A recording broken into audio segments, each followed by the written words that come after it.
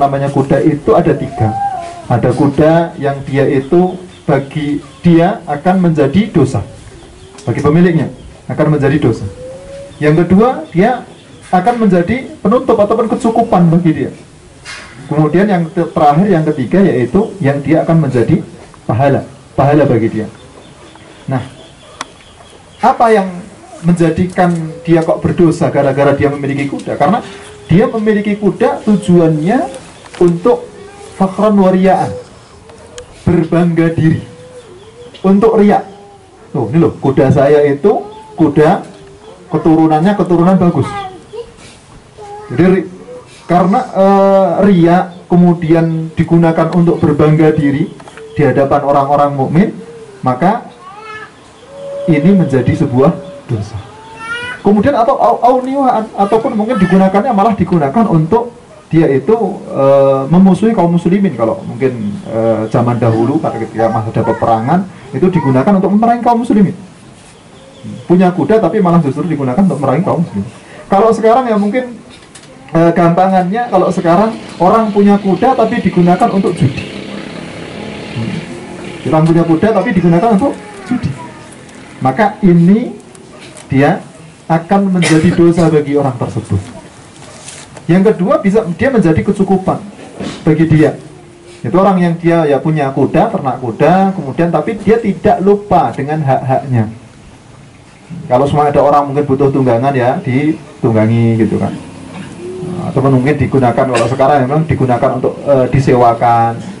Yaitu menjadi sebuah apa? Menjadi sebuah kecukupan bagi orang tersebut. Disewakan ataupun supaya untuk dia sendiri ditunggangi ketika mau pergi. Karena kan sekarang kalau perginya dekat-dekat, ya kadang orang milih sudah tak pakai kuda saja seumpamanya. Karena sekarang sudah banyak. Nggak mesti harus pakai motor. Bisa pakai kuda. Kemudian tadi ya karena daripada mungkin tidak digunakan untuk apa-apa, untuk sendiri-sendiri, masih bisa dimanfaatkan yang lain, yaitu digunakan untuk disewakan. Kuda yang dimiliki disewakan. Nah, ini juga tidak masalah, dibolehkan dalam hukum syariat, yang tentunya dengan ini menjadi sebuah kecukupan bagi orang tersebut. Kemudian yang ketiga, nah ini yang paling utama, yang paling afdal, yaitu kuda yang dia khususkan untuk fisabilillah. Kuda yang dikhususkan untuk fisabilillah. Jadi pokoknya tujuannya maslahat dengan maslahat yang ingin dia dapat dari dia berternak kuda tersebut ataupun dia punya kuda tersebut, itu tujuannya adalah untuk fisabilillah. Ya kalau zaman dahulu kan karena kuda itu kan kendaraan yang digunakan untuk berperang di jalan Allah Subhanahu wa taala. Sekarang ya bisa digunakan untuk dia berlatih bagi kaum muslimin supaya mereka bisa lebih mengenal kuda. Karena sekarang walaupun sudah berganti dengan kudanya jadi kuda besi, gitu kan, sudah bukan kuda daging dan tulang lagi, jadinya kuda besi, tapi tetap ada fadilah yang bisa diambil. Maka Rasulullah SAW menyebutkan, bagi yang dia menjadikan kuda-kuda tersebut itu fisabilillah, maka tidaklah kuda tersebut itu dia makan dari rumput, jadi digembalakan, makan dari rumput, maka akan dihitung bagi dia setiap rumput yang dia makan itu pahala. Jadi setiap rumput yang dia makan akan menjadi pahala bagi orang yang menggembala ataupun menerakkan kuda tersebut. Kemudian tidaklah kuda tersebut itu minum dari air tertentu, maka Allah Subhanahu wa taala akan menuliskan pahala setiap air yang dia ambil. Jadi makanan yang dimakan oleh kuda tersebut menjadi pahala, dihitung pahala semuanya. Kalau kita lihat mungkin berapa jumlah rumput yang akan dimakan kuda setiap harinya, banyak. Kemudian air, nah kalau kita nggak bisa menghitung air, bagaimana menghitung air? Tidak hanya itu saja. Bahkan kalau seumpamanya kuda tersebut itu dia mengeluarkan kotorannya itu pun menjadi pahala. Nah, ini fadilah yang tentunya tidak ada untuk pada hewan-hewan yang lain. Jadi kotoran yang keluar itu pun dia menjadi pahala bagi orang tersebut. Kemudian kalau semuanya kuda itu dia dilepaskan, kemudian supaya dia berlari, gitu kan? Setiap langkah dari kudanya itu menjadi pahala bagi orang tersebut. Nah, ini yang ketiga tadi. Orang yang dia menjadikan kuda tersebutlah kuda dia fisabilillah. Berapa banyak pahala yang bisa dia dapatkan dengan dia memiliki hewan ini tadi. Karena memang ini hewan yang diberkahi oleh Allah Subhanahu wa taala. Tidak sebagaimana hewan-hewan yang lainnya. Maka dalam sebuah hadis kan disebutkan al-khailu ma'qudun binawasihal khair ila yaumil qiyamah. Disebutkan khair wal barakah ila yaumil qiyamah. Jadi kuda itu kan ditambatkan di ubun-ubunnya itu kebaikan dan keberkahan sampai hari kiamat. Maka kenapa kok yang namanya kuda ini dia memiliki kebaikan-kebaikan yang tidak dimiliki oleh hewan-hewan yang lain. Jadi walaupun tadi tidak masuk ke dalam yang namanya bahimatul an'am, tapi dia dikhususkan fadilahnya oleh Allah Subhanahu wa ta'ala. Nah, sedangkan yang lainnya, nah kalau tadi yang ternak ini kan baru kemudian masuk ke bahimatul an'am. Kemudian sahabat tersebut bertanya Rasulullah, bagaimana dengan keledai ya Rasulullah? Kemudian beliau menjawab, keledai saya tidak pernah, beliau menjawabkan Allah tidak pernah menurunkan ayat ataupun hukum khusus berkaitan dengan kewajiban zakat keledai. Ini satu hadis yang cukup panjang yang disebutkan oleh Rasulullah SAW berkaitan dengan masalah hewan. Nah, kembali kepada yang namanya peternakan tadi. Jadi kalau semuanya kita mau beternak, ternak itu bisa jadi ternak dari 3 hewan tadi, bahimatul an'am, ataupun ternak kuda secara khusus, kemudian atau ternak selain daripada 4 hewan tadi. Bisa jadi itu. Kita kalau mau berternak, kemudian saya tertarik untuk beternak. Sekarang kita bisa menentukan, saya ternaknya untuk apa? Tujuannya untuk apa? Kalau pengen mendapatkan fadilah-fadilah dari kuda tadi, ya berarti kan beternak tujuannya untuk dijadikan kuda fisabilillah. Membantu kaum muslimin mereka mengenal kuda, berlatih kuda, dan seterusnya. Atau ya minimalnya yang kedua, untuk menjadi kecukupan bagi kita. Ya tidak masalah, masih kita bisa mendapatkan pahala karena walaupun kita itu menyewakan, tapi kita ya membantu kaum muslimin juga supaya mereka bisa mengenal kuda. Yang penting jangan sampai yang pertama. Terus kalau kita berternak bahimatul an'am, 3 hewan ternak tadi, unta, sapi, kambing. Kalau unta insya Allah nggak ada yang ternak, nggak tahu di Indonesia apakah ada yang ternak unta. Paling ya kalau semua ternak antara sapi atau kambing gitu yang insya Allah banyak, kan?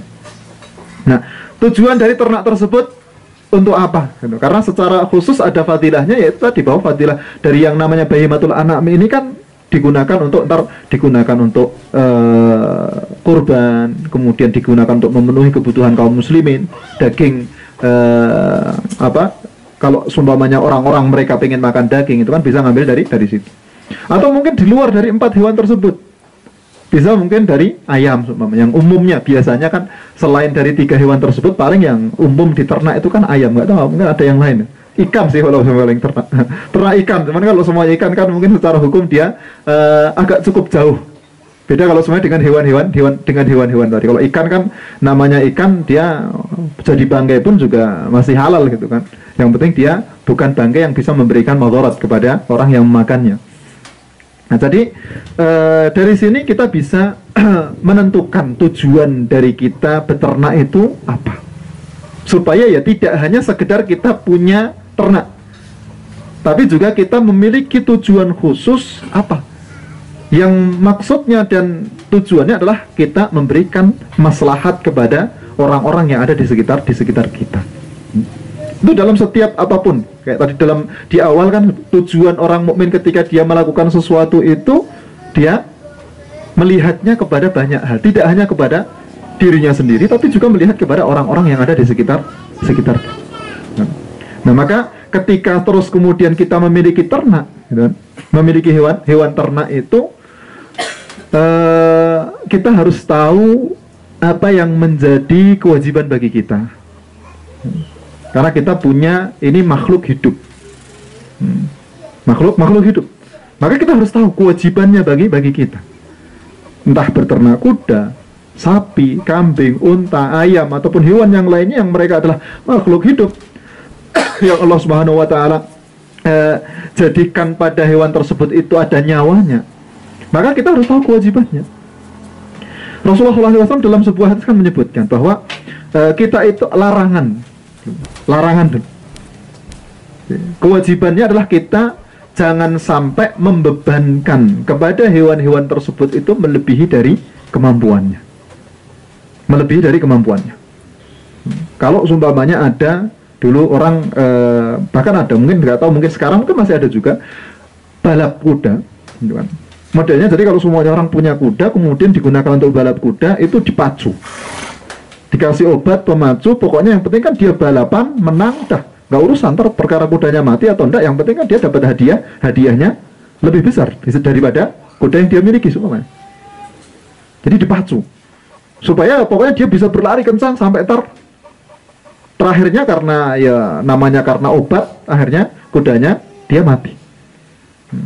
Nah ini kan kita memiliki hewan, walaupun dia hewan, tapi tetap ada batasan-batasannya. Ada kewajiban-kewajiban yang harus kita tunaikan. Ada hak-hak yang harus kita berikan kepada hewan tersebut. Maka Rasulullah melarang kita membebani hewan ternak ataupun membebani tunggangan yang kita miliki itu melebihi dari kemampuan dia.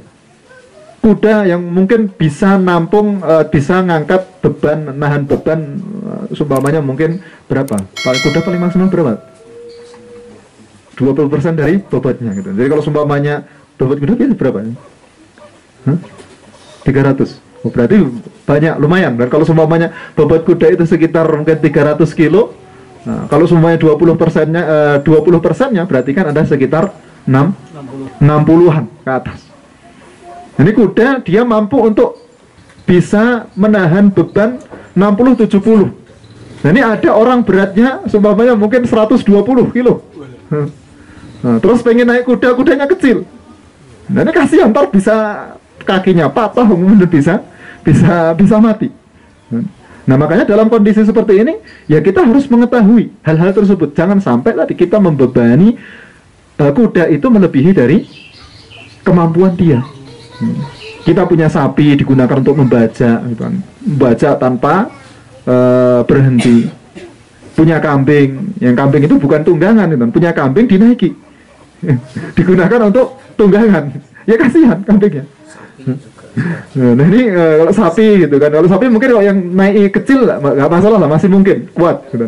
Tapi kalau semuanya sapi digunakan dinaiki orang yang besar, nah itu kan karena sapi ini kan bukan tunggangan secara khusus maksudnya. Tujuannya kalau sapi bisa digunakan untuk narik, kita naik gerobak gitu kan, habis itu kemudian ditarik sapi, itu masih memungkinkan. Dan zaman dahulu pun masih dipakai. Tapi kalau semuanya untuk dinaiki, dia tidak seperti kuda. Jadi Allah sudah menciptakan setiap hewan-hewan tersebut itu sesuai dengan fungsinya. Kuda digunakan untuk dinaiki, ya maka dia punya kecepatan lari yang lebih daripada yang lainnya, punya kemampuan untuk menahan beban lebih. Keledai yang dia umumnya itu dia bisa menahan beban yang kuat, maka nggak masalah kalau mau berat-berat, kalau keledai kuat. Karena secara kekuatan keledai sama kuda kuat keledai kalau kaitan dengan menahan beban. Tapi kalau semuanya kaitan dengan lari ya jelas menang kuda. Maka maka para orang-orang zaman dahulu itu kan mengawinkan kuda dengan keledai supaya dapat kuatnya beban tadi, menahan beban itu dapat kuatnya keledai, untuk larinya bisa lebih cepat daripada larinya keledai. Kalau keledai ya jalannya pelan-pelan gitu kan, nggak nyampe-nyampe. Maka kuda dikawinkan supaya dapat manfaat ya, sebagian dari kuda, sebagian dari keledai gitu kan. Nah, disebut sebagai bagal. Dalam bahasa Arabnya disebut sebagai bagal kan. Nah itu digunakan untuk tunggangan zaman dahulu. Sekarang ya karena sekarang sudah ada truk ya, kalau mau ngangkut beban ya tinggal pakai kontainer ataupun pakai truk. Nah ini kewajiban yang perlu untuk kita ketahui, jangan sampai kita memperlakukan hewan-hewan tersebut itu menyelisih apa yang sudah ditetapkan. Tadi, satu, tidak boleh membebani lebih dari kemampuan dia. Kemudian tidak boleh memberikan madarat kepada hewan tersebut. Secara khusus Rasulullah SAW menyebutkan bahwa tidak boleh seseorang itu dia menjadikan hewan tertentu dijadikan untuk sasaran tembak, sasaran panah. Jadi berlatih. Dia berlatih panah, berlatih ketangkasan, kemudian hewannya dilepaskan Habis itu digunakan untuk sasaran panah. Nah, ini masuk dalam kategori larangan. Karena kadang ada orang, wah, saya punya ayam banyak nih, dah ayamnya digunakan kemudian digunakan untuk sasaran panah. Nah, ini tidak bisa. Kenapa? Karena menyelisihi apa yang sudah disebutkan oleh Rasulullah SAW. Nggak boleh menjadikan hewan sebagai sasaran panah, itu tidak boleh. Yang boleh dijadikan sasaran panah itu adalah hewan buruan. Kita berburu kijang nggak masalah. Cari kijang, kemudian hewan-hewan liar, kijang yang ataupun mungkin rusa, terus dijadikan sasaran panah karena kita pengen ngambil dagingnya, mas. Tapi kalau ayam dilepas, kemudian kambing dilepas, kemudian digunakan untuk sasaran panah ataupun ngelatih ketangkasan, ini dia tidak boleh. Ini masuk dalam kategori larangan juga. Cuman karena kadang sebagian ada yang melakukan hal tersebut, ya kembali mungkin bisa jadi dia tidak tahu. Padahal hal tersebut dilarang oleh Rasulullah SAW secara khusus. Nah, ini kemudian juga harus memperhatikan berkaitan dengan ya makan. Namanya hewan itu kan namanya makhluk hidup, butuh makan, butuh minum. Sesuai dengan kadarnya. Kalau butuh makannya itu berapa, ya berarti setiap hari itu makannya mungkin 2 kali 3 kali, ya berarti dikasihkan 2 kali 3 kali. Jangan, wah, ini untuk menghemat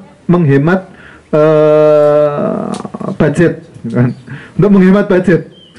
Jangan sampai ntar ini makannya lebih banyak daripada manfaat yang saya dapatkan. Akhirnya dikasih sedikit makannya, kelaparan. Ntar lama-lama kemudian bisa mati. Ini tidak boleh. Kenapa? Karena kita tetap harus berbuat ihsan, berbuat baik kepada hewan-hewan tersebut. Hadis yang sangat masyhur kan, kita mendengar hadis seorang perempuan, dalam riwayat laki-laki, yang perempuan ini dia pezina. Ketika melihat anjing yang dia kehausan, dicopot sepatunya, ambil air, diberikan minum kepada hewan tersebut. Akhirnya Allah memberikan balasan kepada perempuan ini dengan surga. Memberikan minum kepada seekor anjing. Yang kalau dalam hukum syariat ya namanya anjing itu dia najis. Secara zatnya walaupun dia masih hidup itu dia najis, tapi ketika memberikan minum kepada hewan tersebut, walaupun dia itu pezina, Allah memasukkan dia ke dalam surga. Apalagi kalau hewan tersebut adalah hewan yang bisa dimanfaatkan, bisa dimakan dagingnya, ataupun bisa ditunggangi. Jadi kan tentunya akan lebih besar lagi. Jadi kewajiban yang hendaknya kita perhatikan ketika kita memiliki hewan-hewan ternak. Nah, kemudian kewajiban selanjutnya, loh, tadi itu kewajiban kepada hewan-hewan tersebut. Nah, di sana ada kewajiban lain. Jadi ada kewajiban sifatnya kita memiliki hewan ternak, ada kewajibannya. Kewajiban kepada siapa? Kewajiban kepada hewan-hewan tersebut. Nah, sekarang kewajibannya kepada yang lainnya. Kewajiban kepada yang lainnya. Kepada siapa? Jelas kepada Allah Subhanahu wa Ta'ala. Yaitu berarti adalah kaitan dengan zakat. Jadi kalau semua banyak kaitannya dengan kewajiban, apa yang diwajibkan oleh Allah bagi kita semua berkaitan dengan binatang ternak, ya dia adalah kewajiban zakat. Kewajiban zakat harus ditunaikan. Tadi di awal ada hadis dari Rasulullah SAW, kan, yang maknanya orang yang dia tidak menunaikan zakat dari binatang ternak yang dia miliki, maka binatang ternak tersebut akan digunakan untuk mengadab orang yang memiliki ternak tadi. Sampai wallahu alam gitu. Sesuai dengan apa yang Allah Subhanahu wa Ta'ala tetapkan. Nah, kewajiban zakat, karena kalau ternak tadi banyak, ada yang ternak kuda, kemudian ada yang ternak tadi 3 hewan tadi, bahimatul an'am, ada yang ternak ayam, ataupun mungkin ternak yang lainnya. Apakah setiap dari orang yang memiliki ternak itu wajib untuk mengeluarkan zakatnya? Tidak. Karena zakat itu dikhususkan pada harta khusus. Binatang ternak ini kan masuk dalam kategori harta. Masuk dalam kategori harta, tapi dikhususkan oleh Allah. Tidak setiap harta yang dimiliki oleh orang-orang itu wajib untuk dizakati. Maka kita punya rumah itu kan masuk kategori harta juga. Tapi kita tidak wajib untuk mengeluarkan zakat dari rumah yang kita tinggali. Begitu juga hewan ternak yang kita miliki, tidak setiap hewan ternak wajib untuk dikeluarkan zakatnya. Kenapa? Karena yang namanya zakat itu dia bagian dari ibadah. ada ketetapan-ketetapan tertentu yang kita harus tunduk kepada syariat. Maka Allah Subhanahu wa Ta'ala hanya menetapkan zakat itu pada 3 hewan yang disebut sebagai bahimatul an'am tadi: unta, sapi, kambing. Unta, sapi, kambing. Orang punya kambing 100, wajib zakat? Wajib. Orang punya ayam 30.000. Jadi kalau semuanya 30.000 ayam sama 100 kambing, ini besar mana kira-kira? Besar ayam ya? 30.000 ayamnya. 30.000 ayam. Hitungannya, nah ini secara hitungan besar-besarannya ataupun lebih besar yang mana nilainya, bisa jadi besar ayamnya 30.000. Tapi apakah Allah mewajibkan zakat bagi orang yang memiliki ayam? Tidak. Tidak wajib. Tapi wajib untuk dikeluarkan bagi orang yang memiliki kambing tadi. Cuman untuk zakat 3 hewan ini pun juga ada syarat-syaratnya. Tidak setiap orang yang dia punya ternak tersebut kemudian wajib dikeluarkan zakatnya. Punya 1 ekor kambing kemudian wajib dizakati. Nah, kan kasihan. Punya 1 ekor sapi kemudian wajib untuk dizakati, ya kasihan. Maka ada syarat-syaratnya. Nah, ini yang dibahas oleh para ulama, diambilkan dari hadis-hadis Rasulullah SAW berkaitan dengan zakat binatang ternak tersebut.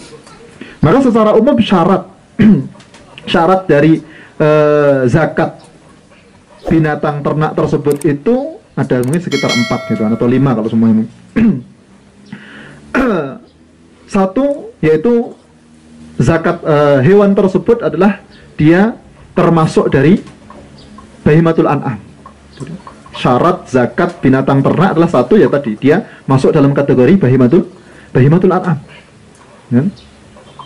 Jadi kalau semuanya dia tidak masuk dalam kategori bahimatul an'am, ya berarti dia tidak wajib dikeluarkan zakatnya. Maka tadi untuk yang punya 30.000 ayam, walaupun dia nilainya itu lebih besar, tidak wajib untuk dikeluarkan zakatnya. Nah bagaimana loh, ini kan dia lebih kaya daripada yang punya 100 ekor kambing. Nah, orang kaya itu nggak bisa lari dari zakat, kecuali kalau memang sengaja lari. Tapi kalau seumpamanya dia tidak lari dari zakat, insya Allah tetap terkena zakat, walaupun tidak dari sisi ini. Nah, jadi selama orang itu dia berjalan normal biasa, orang kaya masih terkena zakat. Tapi kalau dia lari dari zakat, ya nyari hilah, ya bisa lari dari zakat. Tapi kalau berjalannya normal, insya Allah tetap terkena zakat. Nah, maka walaupun tadi orang yang dia punya ayam lebih banyak daripada orang yang memiliki kambing tadi lebih kaya, tapi tetap mesti zakat itu akan kena kepada orang tersebut, walaupun mungkin bukan dari sisi ini, bukan dari jalur ayamnya, dari jalur yang lain terkena zakat. Karena yang zakat kan diwajibkan kepada banyak harta. Ada beberapa harta yang Allah Subhanahu wa Ta'ala wajibkan untuk dikeluarkan zakatnya. Jadi yang pertama adalah termasuk dari tiga hewan tersebut. Kemudian yang kedua, hewan tersebut adalah hendaknya sampai kepada nisab. Makanya kalau seumpamanya orang yang punya 1 kambing, kemudian punya 1 sapi, ya tidak wajib zakat. Karena wajib zakat untuk yang dia memiliki hewan tersebut masuk nisab. Karena aslinya kan bagi orang-orang kaya. Dan tidak bisa dikatakan kaya kalau semuanya orang itu cuma punya 1 sapi. Orang itu punya satu kambing. Makanya dikaitkan dengan jumlah-jumlah tertentu. Dikaitkan dengan jumlah tertentu. Kemudian setelah dia masuk kepada nisab, maka yang ketiga yaitu hendaknya hewan tersebut itulah sudah masuk haul. Masuk haul itu berarti sudah berjalan 1 tahun penuh, tidak berkurang dari nisab. Jadi 1 tahun penuh dia tidak berkurang dari nisab. Nah, ntar insya Allah akan kita bahas nisabnya berapa. Jadi tidak berkurang selama 1 tahun penuh dari nisab. Kalau seumpamanya dia berkurang dari nisab, ya berarti tidak wajib zakat. Orang punya kambing selama pertama mungkin punya 100, kemudian ternyata dapat musibah, la qadarullah, meninggal, ada mati, gitu kan. Hewannya mati, kambingnya mati mungkin berapa, 60 atau mungkin 70, apakah wajib zakat? Nah, kalau seumpamanya pertama sudah punya 100 gitu, nah, hampir 1 tahun terkena musibah mati 70, di sini kan berarti terputus haulnya. Apakah wajib zakat? Tidak wajib zakat. Kenapa? Karena ya tidak sesuai dengan ketetapan. Kan selain dia masuk nisab, kemudian dia harus berjalan satu tahun. Nah, 1 tahun di sini hitunganlah 1 tahun hijriah ya.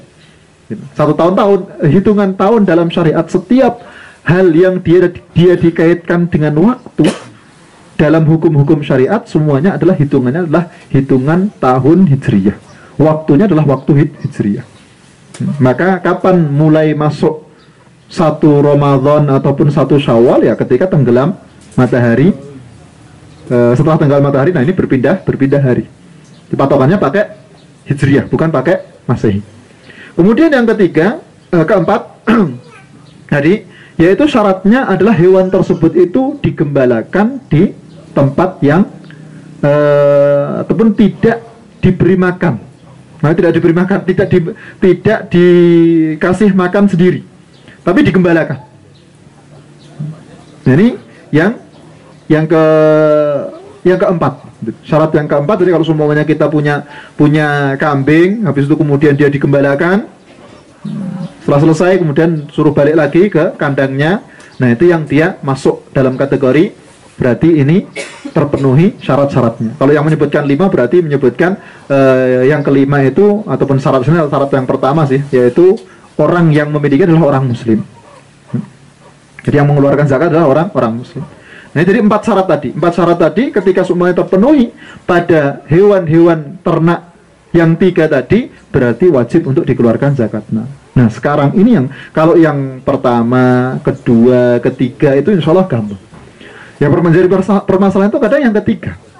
Karena sekarang orang dia ternak kambing, ternak sapi, ternak unta, digembalakan itu jarang. Jarang.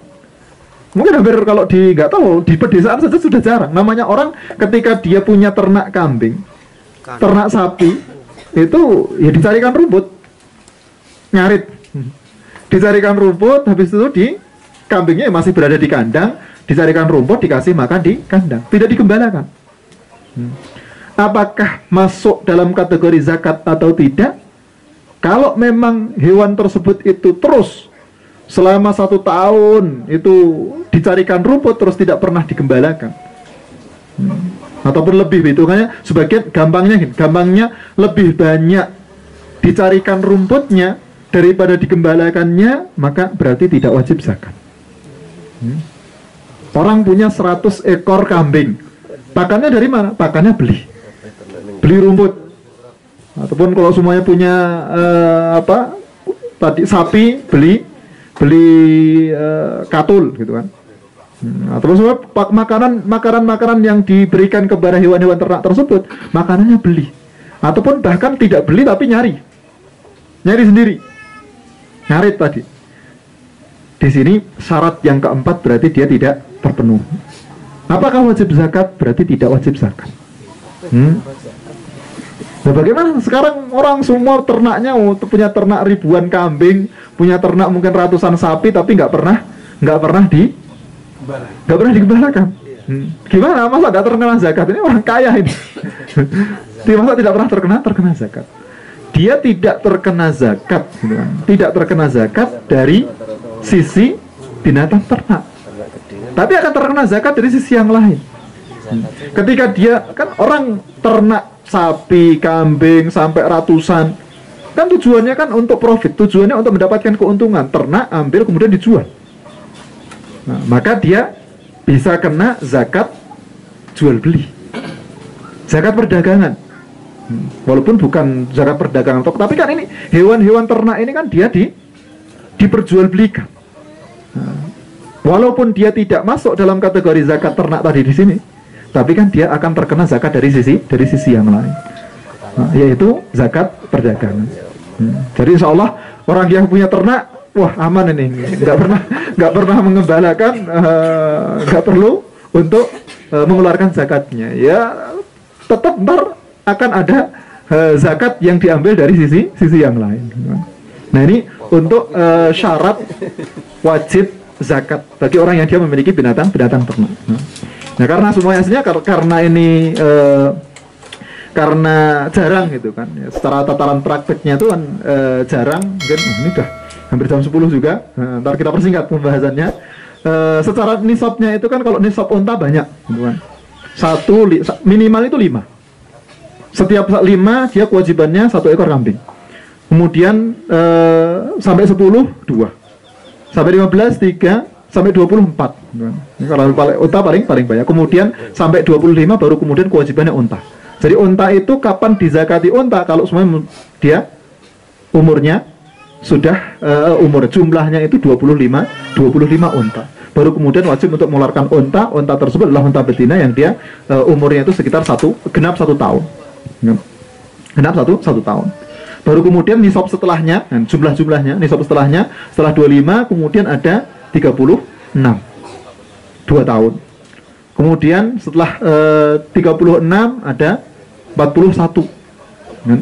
Kemudian setelah 41 kemudian 36 kemudian setelahnya ada 61 gitu kan. 61 setelah 61 kemudian ada 76 91 121. Itu hitung-hitungan nisab unta. Jadi urutannya kalau semuanya dari yang 25 tadi unta umur setahun, 2 tahun, 3 tahun, 4 tahun, baru kemudian setelahnya balik lagi. Ini untuk unta, karena semuanya untuk unta karena jarang ya, insya Allah dan jumlahnya juga banyak. Langsung mungkin yang gampang saja, gitu kan. Yang gampang itu sapi sama kambing. Kambing yang dia mungkin banyak orang ternak kambing. Berapa sih nisab kambing? Orang kalau semuanya dia punya kambing kemudian digembalakan masih memungkinkan. Orang punya kambing karena dia hidupnya di gunung terus digembalakan. Ini masih mungkin untuk terkena zakat. Berapa nisab kambing? Nisab kambing itu ditetapkan oleh Rasulullah SAW 40 minimalnya. Setiap orang yang dia punya 40 kambing, maka dia wajib mengeluarkan 1 ekor kambing. Nah, setelah 40 baru kemudian 121 kambing berarti kewajibannya 2. Nah jumlah di antara tadi 40 sampai 121, orang dia punya kambing 100, berapa kewajibannya ya? 1. Karena baru wajib 2 kalau sumpamanya ntar sudah masuk 121 jumlahnya. Belum masuk 121 ya berarti dia ntar tidak wajib ya kecuali 1 kepada yang jumlah yang sebelumnya. Baru kemudian wajib 3 kambing ketika dia memiliki 201 kambing. Nah setelahnya baru dia wajib untuk mengeluarkan 4 kambing kalau sumpamanya 400. Setelahnya hitungannya adalah setiap per 100 1 kambing. Orang punya 600 kambing berarti 6. 700 kambing berarti itu 7. Lalu dihitung-hitung orang punya 700 kambing, diwajibkan zakat cuma 7. Ini banyak loh buat. Sangat sedikit aslinya.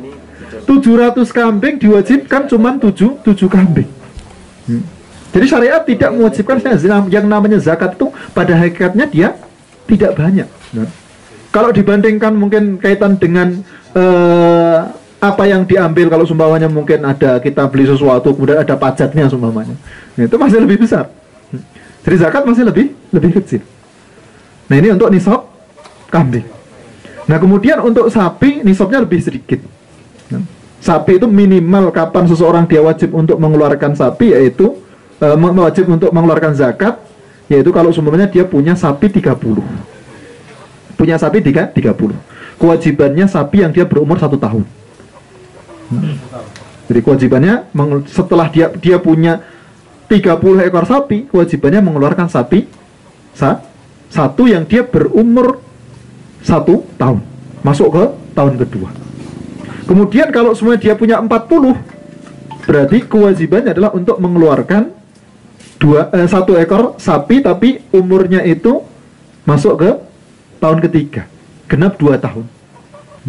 Jadi kalau yang 30 itu 1 tahun, genap 1 tahun masuk tahun kedua, 40 orang punya 40 ekor sapi, kewajibannya mengeluarkan sapi yang dia berumur genap 2 tahun masuk ke tahun yang ketiga. Kalau punya 50, Ya, kembali ke jumlah 40.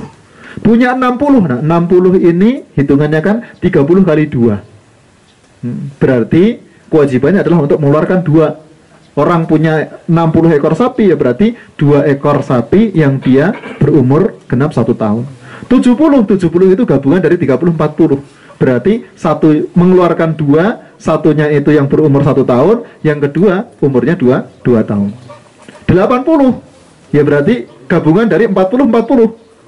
Berarti kewajibannya mengeluarkan 2 juga, tapi yang dia berumur 2 tahun 2 tahun. Begitu seterusnya. 80, 90, 90 30 kali 3. Kan? Terus habis itu setelahnya 90 setelah 90 100, kan? 100 ini kan gabungan antara 30 40. Itu hitungan untuk menghitung zakat sapi. Kalau semuanya ada yang punya peternakan sapi dan modalnya digembalakan, terpenuhi 4 syarat tadi, ya berarti di sini wajib untuk mengeluarkan zakat. Nah, termasuk juga adalah di sini kadang orang ketika dia punya peternakan sapi, punya peternakan kambing, itu kan dia punyanya nggak sendiri. Kadang dia punya peternakan dimiliki oleh 2 orang, 3 orang, 4 orang. Karena kan nisabnya kambing 40, tapi dia ada 5 orang, mereka punya kambing 100. Setiap dari masing-masing 20. Kalau dipisah-pisah kan belum masuk nisab aslinya. Ini 1 orang 20. Kalau dipisah-pisah belum masuk nisab. Tapi ketika dikumpulkan, dijadikan satu, jadi kandangnya satu, kemudian yang ngurus satu dan yang lainnya, pokoknya dijadikan satu, ya berarti di sini tetap wajib zakat. Walaupun kalau dipisah-pisah, setiap orang memilikinya itu kurang dari nisab. Tapi karena digabungkan menjadi satu, ya berarti dia di sini wajib untuk mengeluarkan zakat. Kenapa? Karena minimal nisabnya 40 dan tidak dilihat berapa pemiliknya. 100 kambing dimiliki oleh 200 orang umpamanya. Satu orang punya cuma setengah ekor kambing. Apa wajib zakat? Selama tadi digabung menjadi satu, ya berarti tetap wajib zakat. Tetap wajib dikeluarkan zakatnya. Kenapa? Karena minimal kan tadi 40 dan ini sudah terpenuhi. Kewajibannya berapa? Satu ekor kambing. Nah, 1 ekor kambing ini baru kemudian kalau pembagiannya kalau dimiliki oleh 5 orang, ya berarti setiap orang itu kewajibannya 1/5. Kewajibannya 1/5 karena harga kambingnya berapa yang untuk dijadikan zakat, berarti ntar dibagi ke 5 orang. Bukan berarti kemudian mengeluarkan uang, tapi tetap dikeluarkan kambing, tapi kambing tersebut itu diambilkan dari mereka berlima, tidak 1 orang. Karena mereka kepemilikan bareng. Nah, itu jadi ketika orang dia investasi ataupun punya syarikah dengan orang lain di peternakan, ya berarti dilihat tadi apakah wajib zakat atau tidak. Oh, tidak wajib zakat ini. Kemudian dilihat apakah antar wajib zakat dari sisi yang lain, semuanya kaitan dengan zakat jual beli. Ya, kalau jual beli, nah ini maksudnya kaitan dengan zakat jual beli kan ada pembahasan secara khusus. Ketika semuanya orang dia beli suatu barang, kemudian diniatkan suatu saat untuk dijual kembali, berarti adalah barang dagangan. Ketika dia barang dagangan, berarti setiap tahun itu dia wajib untuk dikeluarkan zakat. Saya beli anakan kambing, ya. beli anakan kambing. Nah, tujuannya ntar untuk saya jual lagi. Berarti kan ini barang dagangan. Maka setelah 1 tahun, terus habis itu kok ternyata nyampe nisabnya berapa? Nisabnya 85 gram emas. 85 gram emas. Kalau semuanya sekarang mungkin emas harganya itu berapa? Jadi anggap saja semuanya harganya 1 juta. Berarti kan nisabnya 85 juta. Kalau kambing yang dia miliki tersebut setelah berjalan 1 tahun, dari sejak dia beli tadi itu, dia sudah bernilai 85 juta. Bernilai 85 juta, berarti wajib untuk dikeluarkan zakatnya 2,5%. Wajib dikeluarkan zakatnya 2,5%. Jadi ini maksudnya barang dagangan, bukan binatang ternak. Kenapa? Karena ya dia tidak terpenuhi syarat-syarat binatang ternak, zakat binatang ternak. Tapi terpenuhi syarat-syarat barang dagangan. Makanya tetap wajib zakat tadi. Jadi tidak terkena zakat dari sini, tapi akan terkena zakat dari sisi yang lain. Ini kalau yang umumnya mungkin kalau sekarang ya lebih masuk yang kedua gitu, daripada yang pertama, karena tadi sudah sangat jarang orang ternak kok kemudian digembalakan. Umumnya ya dia beli anakan, habis itu kemudian setelahnya di ternak sampai kemudian 1 tahun ataupun mungkin kurang dari 1 tahun, ya jual kan, ada yang mungkin jualnya juga tidak langsung seumpamanya. Yang penting selama setelah berjalan 1 tahun kok ternyata sudah masuk nisab tadi itu dengan seharga 85 gram emas, ketika itu ya berarti wajib dikeluarkan zakatnya 2,5%. Nah, ini kaitan kewajiban kepada Allah Subhanahu wa Ta'ala. Nah, kemudian jam 10 insyaallah ntar sampai jam setengah 11. Kemudian setelahnya adalah berkaitan dengan muamalah gitu. Kita tadi punya sekarang kalau semuanya kita dengan muamalah, kita bermuamalah dengan kaitannya ya, muamalah kaitannya dengan binatang-binatang ternak tersebut kan? Masalah jual beli. Nah, jual beli itu kan banyak. Kita kalau semuanya yang namanya kita pengen memiliki tadi membeli hewan untuk kita jadikan ternak. Kalau 3 hewan tersebut kan dia jelas boleh. Kuda, hewan-hewan yang dia bisa dimakan dagingnya, kemudian bisa dimanfaatkan, itu kan sesuatu yang memang dia boleh dibeli kan? Dan boleh dijual. Cuman ya karena tadi namanya ternak itu sudah merembet kemana-mana gitu kan. Ada beberapa yang dia tidak bisa kita beli kan? Kita mau, kalau semuanya mau beli, saya tak mau beli. Ada orang ternak babi, terus kita beli, nggak bisa. Kenapa? Karena babi ini dia bukan harta. Secara zahirnya dia itu mungkin memiliki nilai, disebut sebagai harta, punya nilai, karena mungkin dijualnya mungkin seperti mungkin seharga sapi seumpamanya. Ada yang jual babi seharga sapi. Tapi menurut syariat, dalam syariat Islam, yang namanya babi ini dia tidak memiliki nilai. Jadi tidak ada harganya. Makanya bisa dibeli atau tidak? Nggak bisa. Jadi tidak bisa dibeli. Kita pengen beli babi ya nggak bisa. Kenapa? Karena ini tidak bisa. Karena syarat barang yang kita beli itu kan dalam hukum syariat, syaratnya salah satu dia hendaknya barang tersebut adalah barang yang dia suci. Kemudian yang kedua dia bermanfaat. Kemudian ada syarat yang lain 2, 3, kemudian 4 itu khusus beberapa barang tertentu seperti kemudian barang tersebut itu dimiliki, betul-betul dimiliki gitu kan. Nah, ini yang umumnya kembali kepada syarat yang pertama kemudian yang kedua, barang tersebut apakah suci atau tidak. Babi itu dalam hukum syariat dia najis. Makanya setiap barang yang dia itu najis secara zatnya, jadi hewan yang dikategorikan najis walaupun dia masih hidup itu 2, anjing dengan babi. Anjing dengan babi ini walaupun dia masih hidup dihukumi oleh syariat dia najis. Makanya ketika barang tersebut dia najis, apakah boleh dibeli? Ya nggak boleh. Beli anjing boleh atau tidak? Nggak boleh. Kenapa? Karena dia secara hukum syariat dia najis. Karena syarat barang yang bisa dijual itu adalah dia suci, barang tersebut adalah suci. Atau kalau semuanya dia itu terkena najis, bisa disucikan dengan cara dicuci. Kalau tidak bisa dicucikan dengan cara dicuci, maka dia tidak bisa. Apa sih? Barang yang dia aslinya terkena najis, tapi masih bisa disucikan dengan dicuci. Seperti baju. Saya punya baju, habis itu kemudian terkena najis, saya jual, boleh. Walaupun dia ini tidak suci. Karena kan baju ini dianggap baju yang terkena najis. Syarat pertama kan najis tadi, suci. Baju ini dia terkena najis, tapi masih memungkinkan untuk dicuci dengan air. Dihilangkan najisnya dengan air, berarti dia boleh dijual. Contoh yang dia barang yang dia bisa disucikan, tapi tidak bisa, tapi pensuciannya itu bukan menggunakan air. Kulit bangkai. Kulit bangkai. Jadi ada sapi mati, dikuliti, kulitnya pengen dijual, boleh enggak? Ini kan kulit bangkai, bangkai itu najis. Apakah boleh dijual kulitnya? Tidak boleh. Kenapa? Karena kulit ini dia najis. Apakah bisa disucikan? Bisa. Dengan cara apa? Dengan cara disamak. Disamak, setelah disamak, baru kemudian kulit tersebut menjadi suci. Boleh dijual? Boleh. Jadi harus syaratnya barang tersebut adalah barang yang dia itu suci ya. Atau dia najis, tapi najis tersebut disucikan dengan cara dicuci.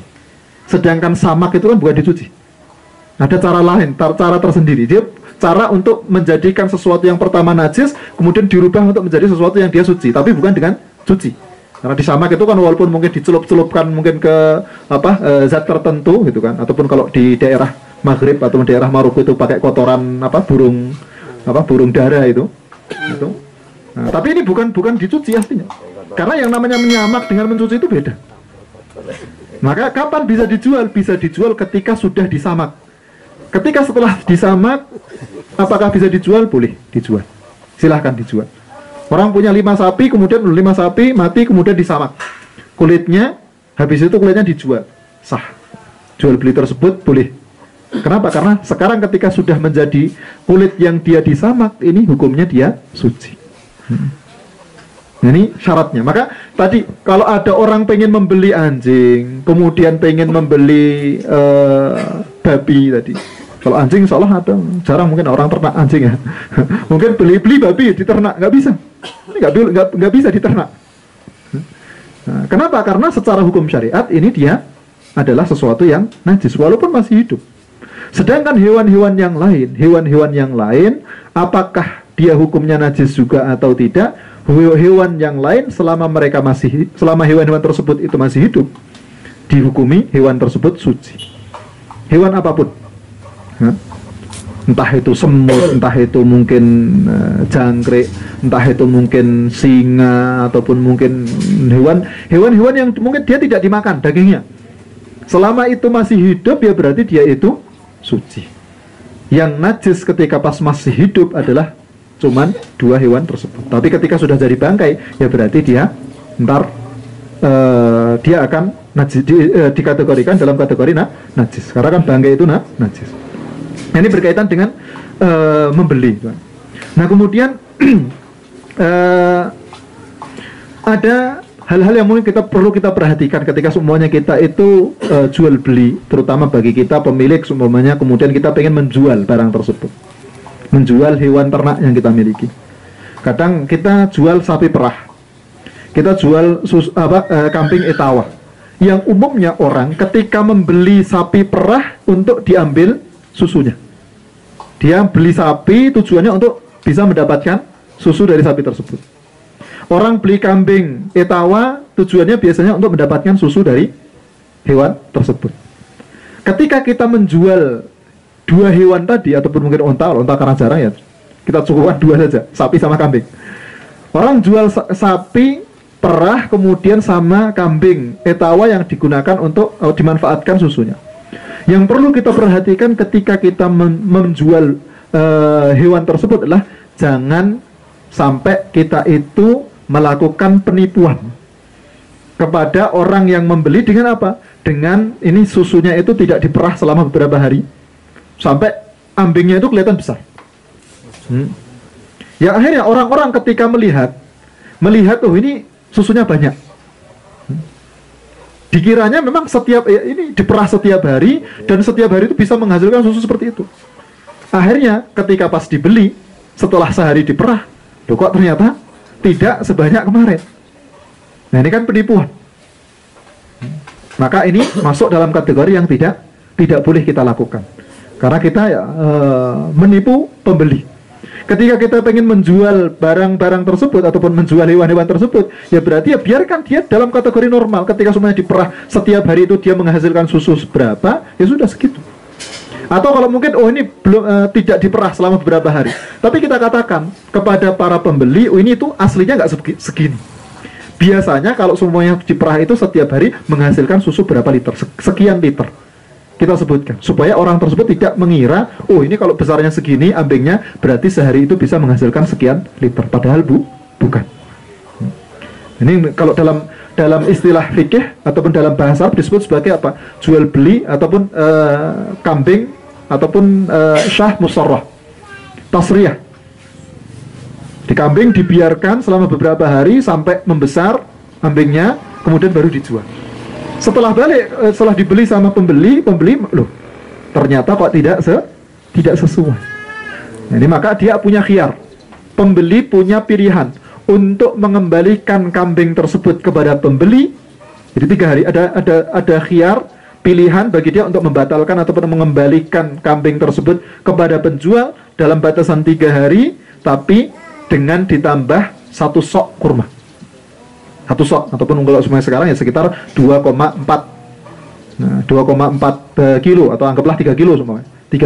Dikembalikan kambing tersebut, kemudian kita mengembalikan juga 3 kilo kurma kepada orang tersebut. Terus kita ngambil uang yang kita bayarkan kepada dia. Nah, ini ketika kita ingin menjual, perlu diperhatikan ketika tadi menjual binatang-binatang ternak tersebut yang dia memang dimanfaatkan susunya. Nah, kemudian tadi juga sudah disebutkan oleh Ustaz Sanib, kalau seumpamanya kita beli, kadang pengen membeli yang murah, terus belinya sudah beli janin binatang ternak. Jadi masih dalam bentuk janin, masih berada di perut hewan. Hukumnya apakah boleh atau tidak?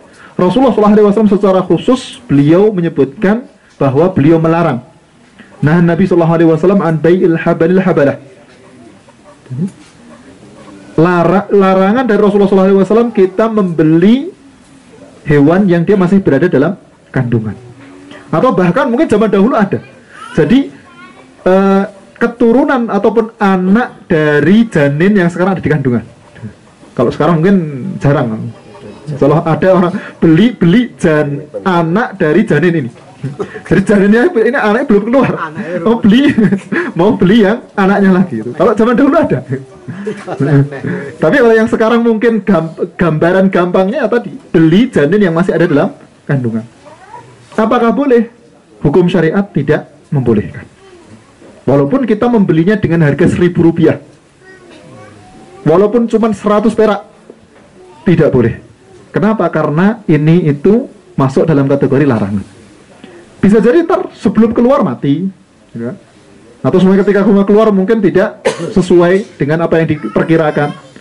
Maka kenapa Pak syariat melarang? Nah, jadi nggak boleh jual beli janin yang masih ada dalam kandungan. Nah, sekarang bagaimana kalau semuanya kita jual? Ini kita punya kambing 2, kambing betina 1 dia tidak bunting, 1 kambing betina bunting sudah hampir melahirkan. Yang 1 kambing betina ini nggak bunting, kita jual dengan harga 2 juta.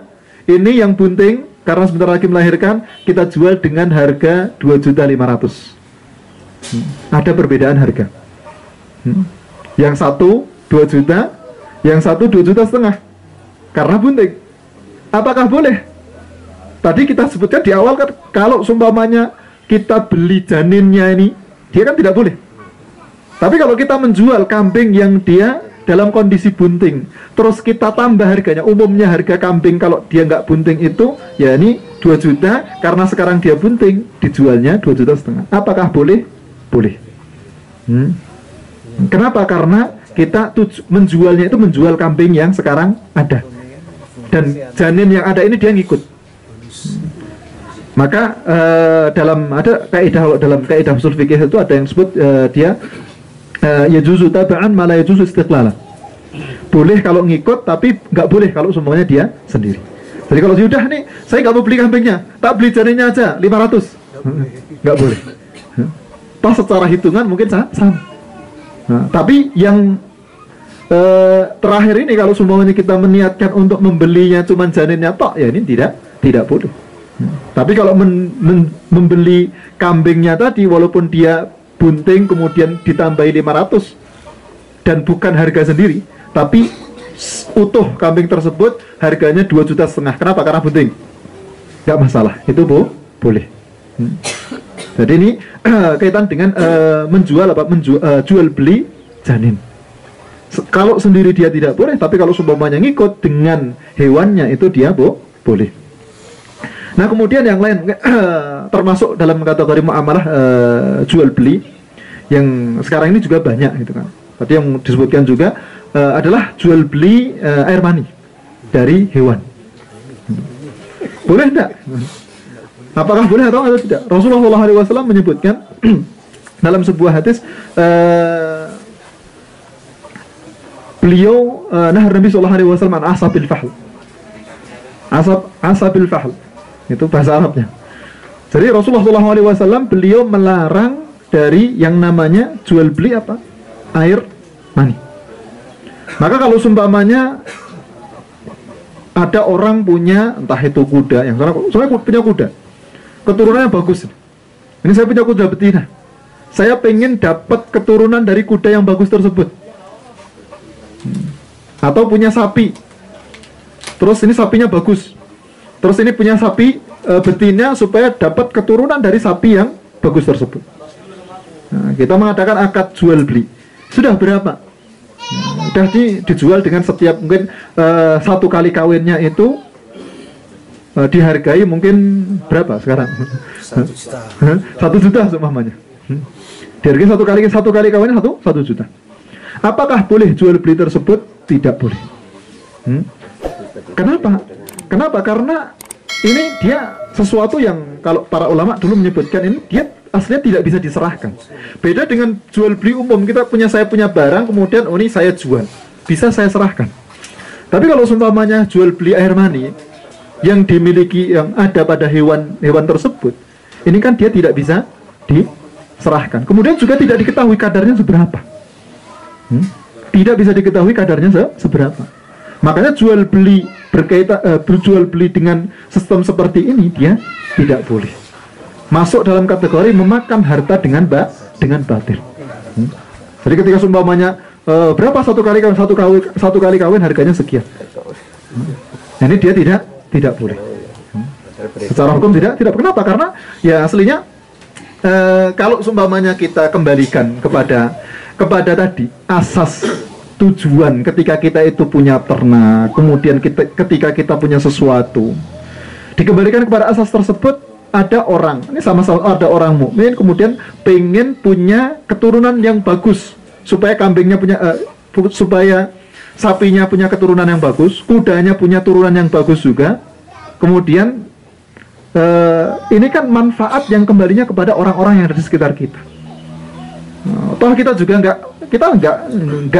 istilahnya nggak mengeluarkan uang untuk supaya yang produksi air tersebut siapa ya, kan kudanya sama sapinya sama kambingnya. Kita nggak mengeluarkan apa ya, kewajiban kita kan ngasih makan saja tanpa ada usaha khusus dari kita itu. Nah, makanya kenapa kok hal tersebut dia tidak bisa diperjualbelikan, karena dia secara hukum syariat tidak memiliki nilai. Dalam hukum syariat dia tidak memiliki nilai.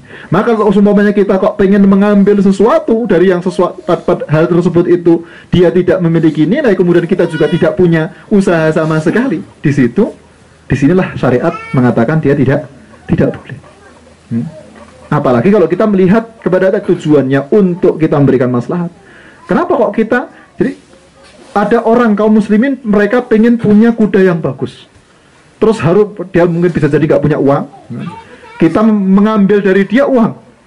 Padahal kan supaya dia punya kuda bagus tersebut ya bisa maslahat kepada dia, kemudian orang-orang di sekitar dia. Jadi kalau setiap sesuatu dari awal itu kita tujuannya tidak hanya profit, tidak hanya kaitan dengan uang. Ini kan saya beli mahal, kuda ini saya beli mahal.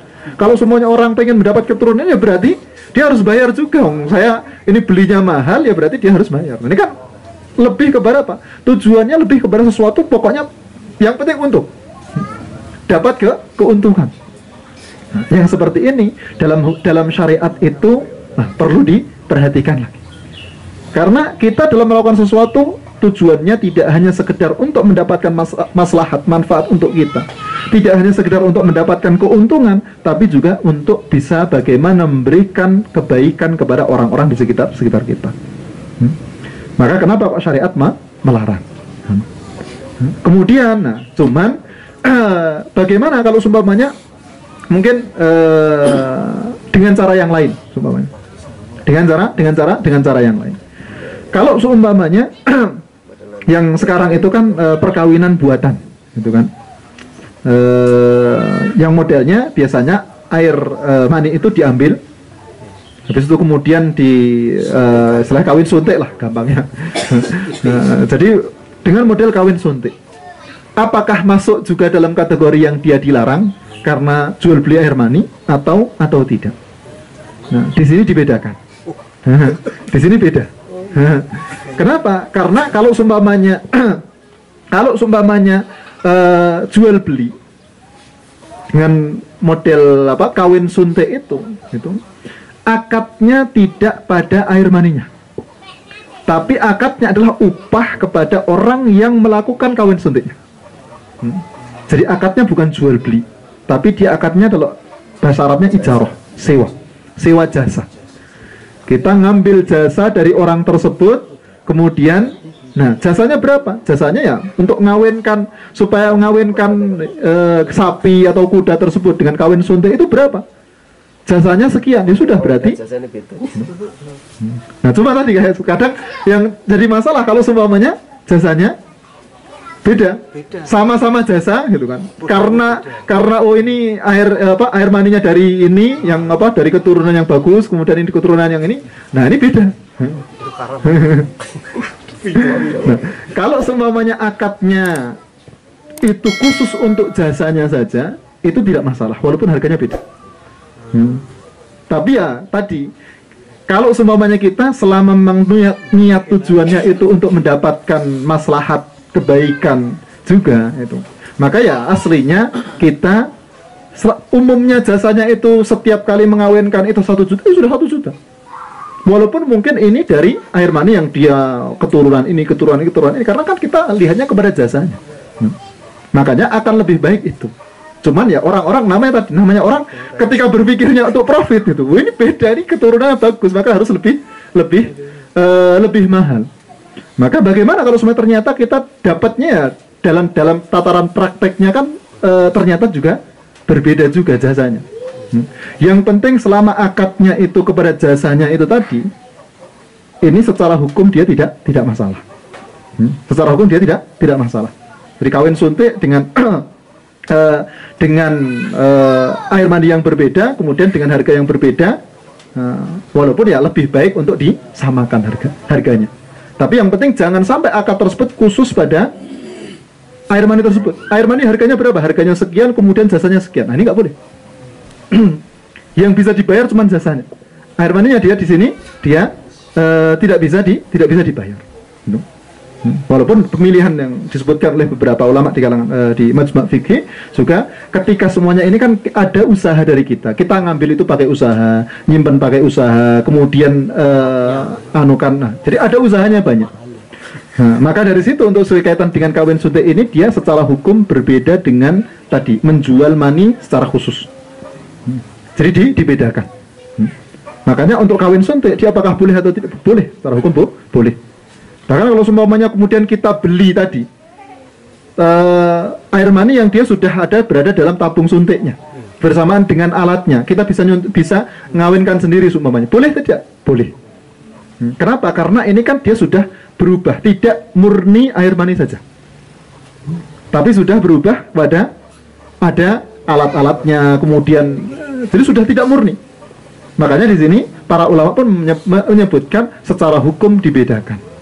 Beda antara jual beli air mani saja, kemudian dengan jual beli air mani yang dia sudah dimasukkan ke dalam tabung untuk digunakan perkawinan suntik tadi. Ini dibedakan.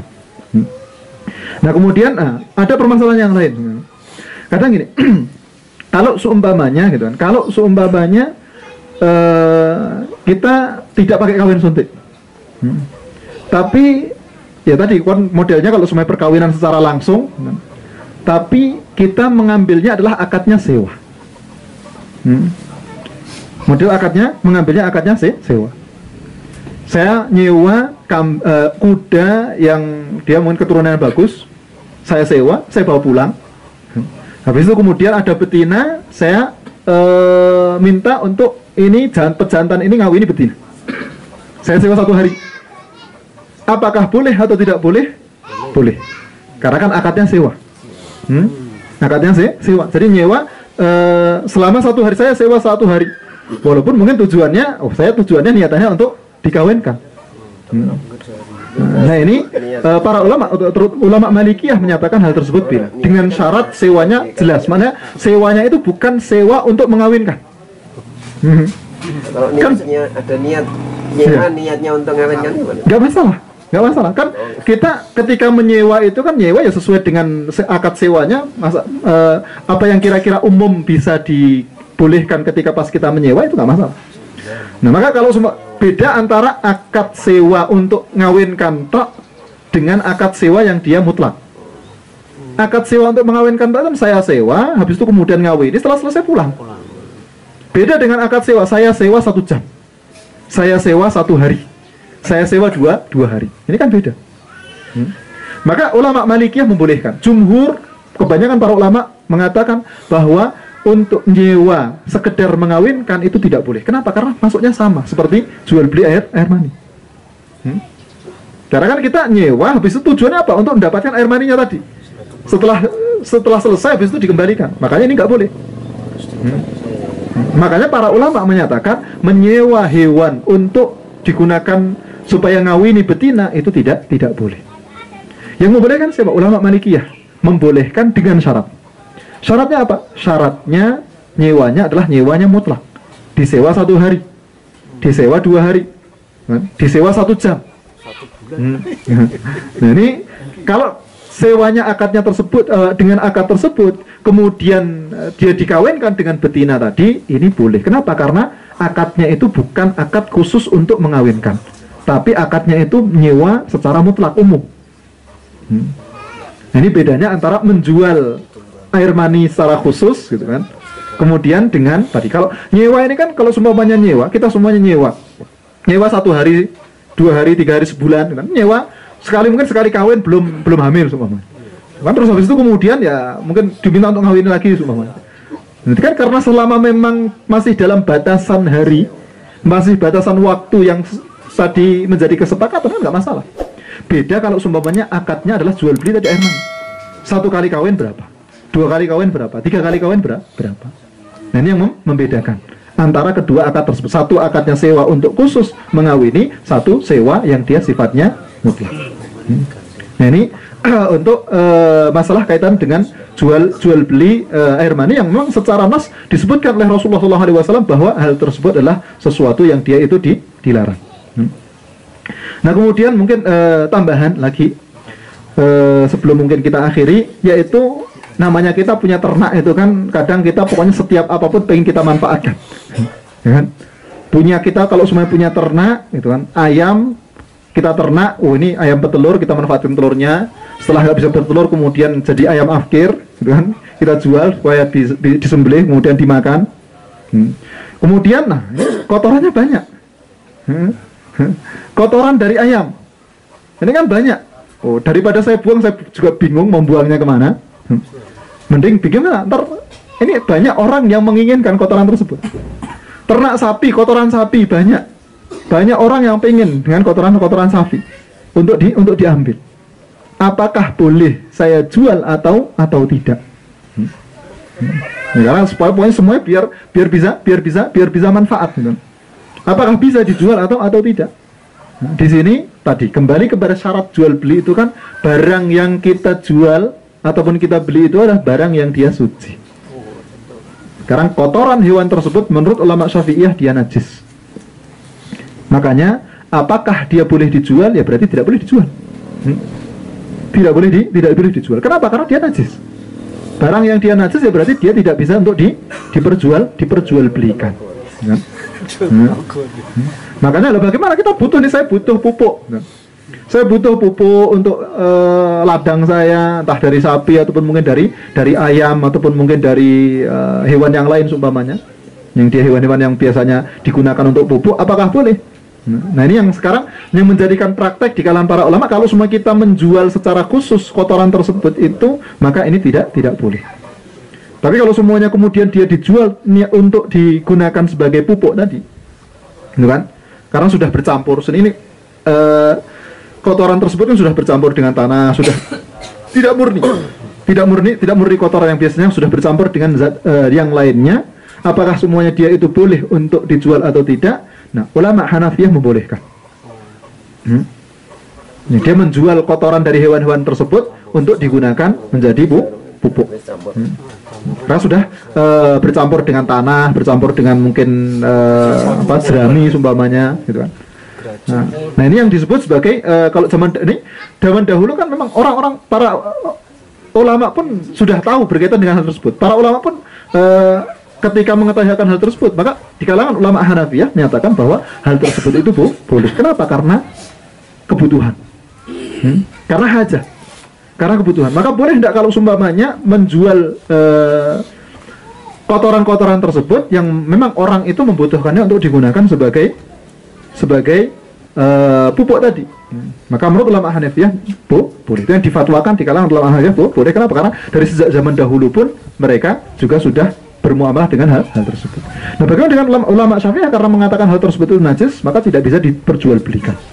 Sama sekali tidak bisa diperjualbelikan, tapi bisa dengan cara yang lain. Dengan cara yang lain. Kalau mungkin kita melihatnya secara gambarannya mungkin akan sama, yaitu apa? Dengan istilahnya kalau hal-hal tersebut dalam mazhab itu disebut sebagai ikhtisas, sesuatu yang dikhususkan untuk orang tersebut. Nah, dalam mazhab itu bisa untuk mengambil barang tadi itu dengan uang, tapi bukan dengan akad jual beli, tapi akadnya untuk melepaskan barang, melepaskan tangan, melepaskan kepemilikan, yang disebut dalam bahasa itu sebagai raf'ul yad. Itu dalam mazhab Syafi'i, walaupun jual beli tidak boleh, tapi kalau semuanya dengan untuk raf'ul yad dengan uang itu boleh. Kalau kita secara gambaran, mungkin secara hasil akhirnya mungkin akan terlihatnya sama. Nah, walaupun di sini secara hakikat dia tetap berbeda. Kenapa? Karena akadnya pun berbeda. Yang satu akadnya adalah jual beli, yang satu akadnya adalah untuk mengangkat tangan atau meraf'ul yad, mengangkat ke kepemilikan. Ini di kalangan ulama Syafi'iyah. Maka ya ala kulli hal gampangnya tadi, menurut ulama Hanafiyah boleh jual beli untuk memperjualbelikan kotoran dari hewan ternak yang kita ternak tersebut. Jadi ala kulli hal apa yang kemudian berjalan di kalangan orang-orang ya insya Allah tidak masalah, gitu kan. Kenapa? Karena itu yang tujuannya kan karena digunakan untuk pupuk dan itu menjadi sebuah kebutuhan.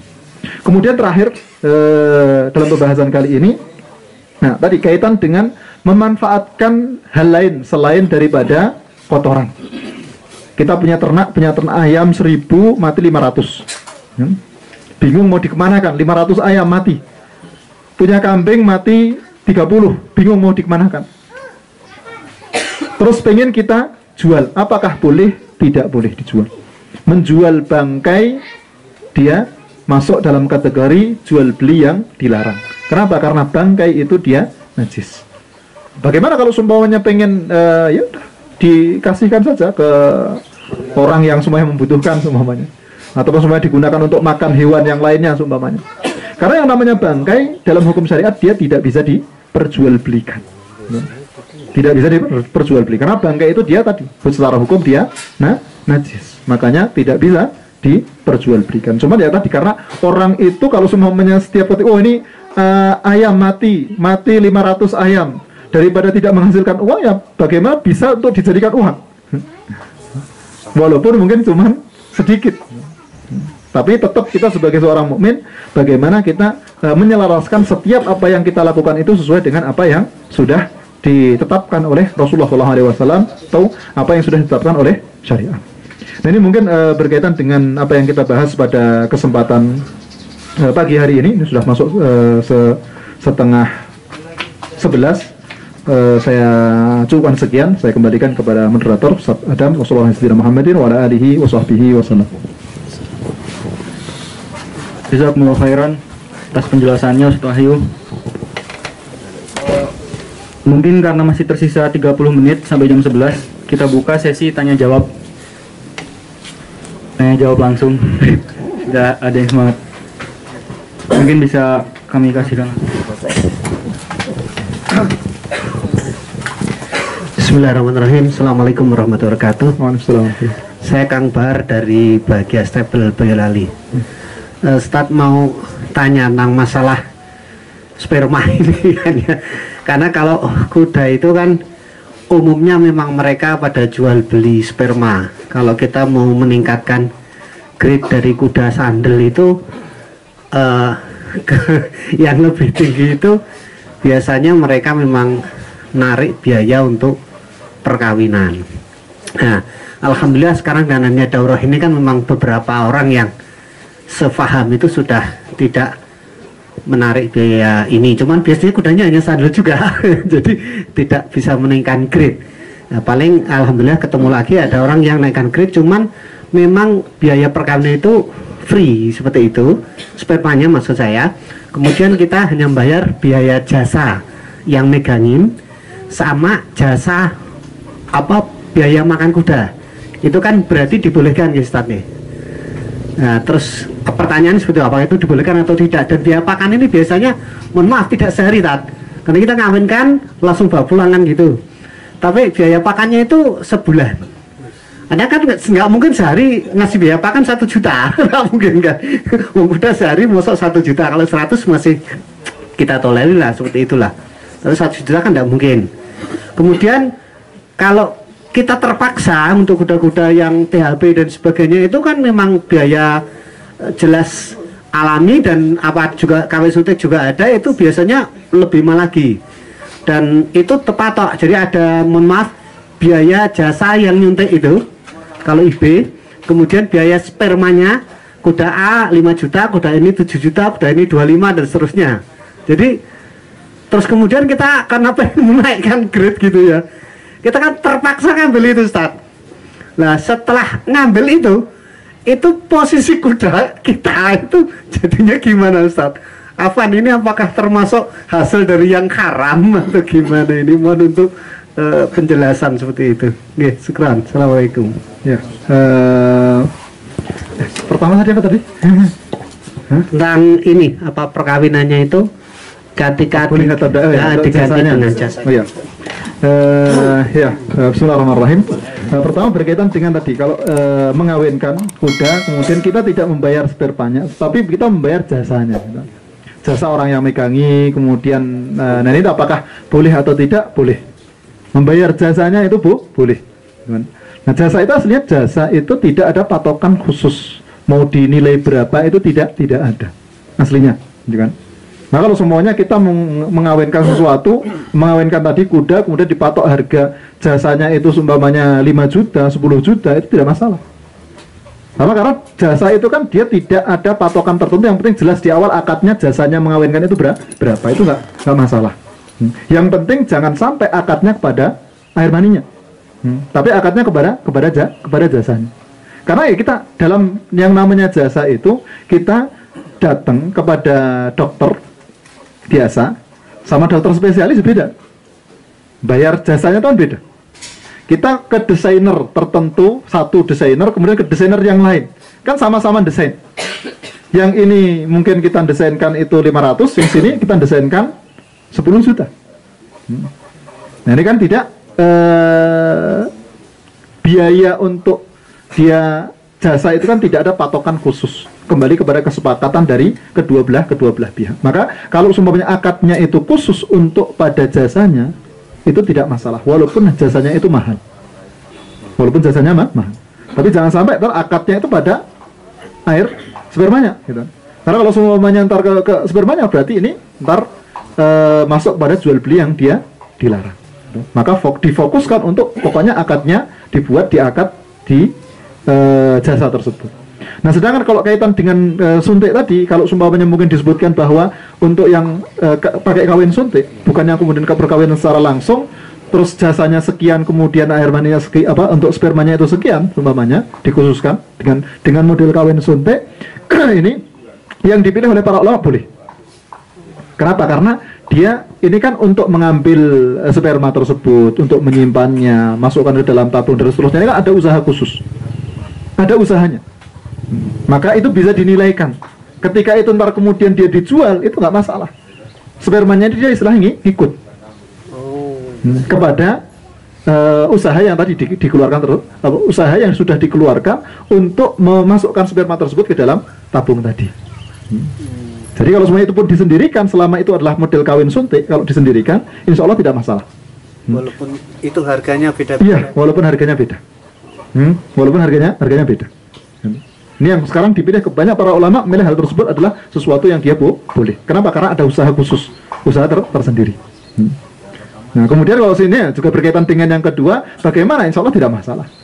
Dalam kondisi kita tidak bisa mendapatkan yang mungkin yang seharusnya mungkin kita mendapatkannya gratis gitu. kemudian kita mau nggak mau harus mendapatkan dengan cara berbayar, itu para ulama sebagian membolehkan. Yang dosa siapa? Yang dosa yang mengambil uang. Kita bayar apa itu? Karena kita tidak bisa mengambil yang seharusnya kan kita bisa mengambil dengan gratis, tapi kita harus mengambil dengan uang. Maka sebagian ulama pun menyebutkan ini tidak masalah.